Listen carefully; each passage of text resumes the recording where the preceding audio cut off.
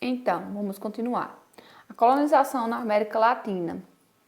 Na América Latina, o predomínio de língua derivado do latim, o espanhol e o português. A colonização foi através de colonização de exploração, como o trabalho escravo de indígena e negro, né? Grandes proprietários, a monocultura, que era sempre voltada para o mercado externo. E além da exploração e degradação dos recursos naturais, né? Então, sobre esse processo de colonização, né? A herança dos colonizadores foi o fornecimento de matérias-primas e minerais e agrícolas. Mercado interno pouco desenvolvido, justamente da forma como foi realizado, o esgotamento de minas de ouro e prata e crescimento econômico dependente dessas exportações, tá certo? Então, são as principais características da colonização na América Latina.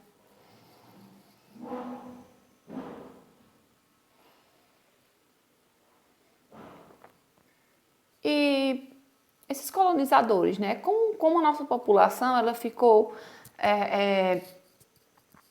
como ela ficou evidente, né, no que diz respeito às características. Então, a população atual da América Latina.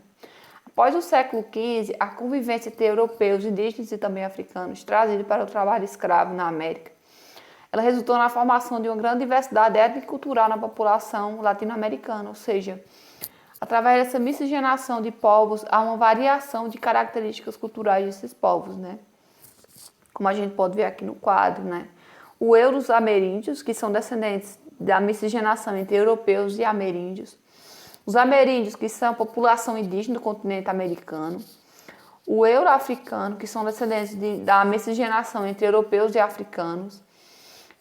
Os afro-ameríndios, que são a população descendente de africanos do continente americano.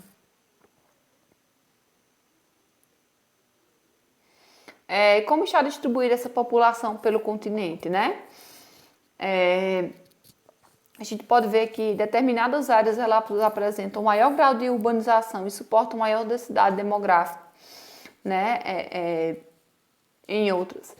São, sobretudo, os fatores naturais e históricos. Então, existem áreas, né, da América Latina em que existe uma menos densidade populacional, devido às condições naturais, devido às condições sociais. Então, há uma distinção também no que diz respeito em como essa população ela está distribuída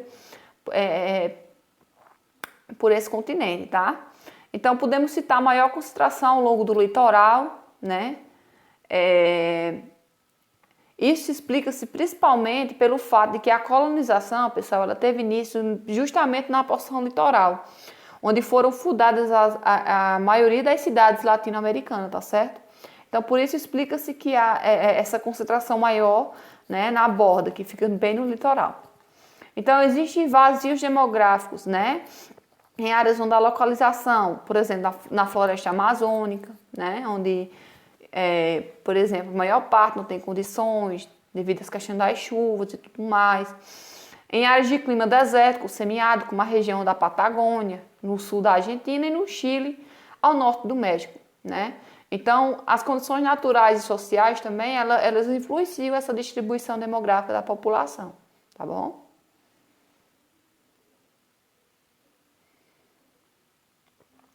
A dinâmica da população da América Latina. Os fluxos migratórios internos na região costumam ocorrer em função de fatores econômicos e de contraste socioeconômico entre os países, né? Através das migrações e imigrações. Então, esses fluxos eles podem ser caracterizados por migrações legais que são realizadas por indivíduos que vão trabalhar, muitas vezes, ou estudar em outros países. Por exemplo, existem alunos do Brasil que vão estudar na Bolívia, por exemplo, para fazer medicina, por lá, né, as condições do curso elas serem mais favoráveis e tudo. Então, muitos saem por questões legais, tanto para trabalho como também para estudo, devido às oportunidades, tá certo? Então, de acordo com as leis vigentes, por migrações ilegais, muitas vezes, acontecem por indivíduos que não possuem a documentação para permanecer no país de destino. Então, muitos também saem em busca de outros países Em busca também de melhorias quando não tem condições melhores aqui. Então, muitos migram para fora e às vezes não têm documentos legais para permanecer naquele país do destino. E muitos são obrigados a voltarem, né, ou até mesmo viver de forma que não tem como eles viverem naturalmente. Então, grande parte dos imigrantes ilegais na América Latina, por exemplo, provém de países que vivenciam problemas econômicos e crises sociais, como o Haiti, a Venezuela, o El Salvador, a Guatemala, Honduras e Nicarágua, que se tornaram as áreas de repulsão da região. Então, quando pessoas de países vizinhos da América Latina vêm para o Brasil para morar, ou são por questões naturais, por falta de oportunidade, falta de emprego, falta de melhoria de vida, no que diz respeito à saúde, à educação, ou muitas vezes por questões de guerras, que não têm condições. Então, muitas vezes eles deixam seu país, né, em busca de algo melhor, tá certo?